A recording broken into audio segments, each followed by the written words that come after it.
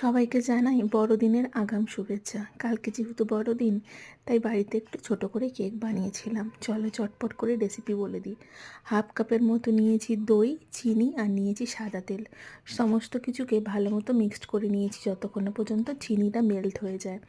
অন্যদিকে ড্রাই জিনিসগুলো দিয়েছি, যেখানে নিয়েছি 1 কাপের মতো আটা, তার মধ্যে গুঁড়ো দুধ, baking powder, baking soda, cocoa powder.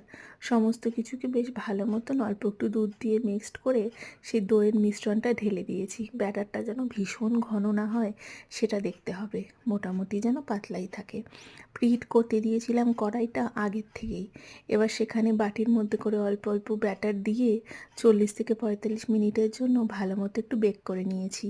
তার মধ্যে ব্যাটারটা যখন দিয়েছিলাম অল্প একটু চকলেটও দিয়ে দিয়েছিলাম ভেতরে, যাতে খেতে ততটাই দারুণ লাগে।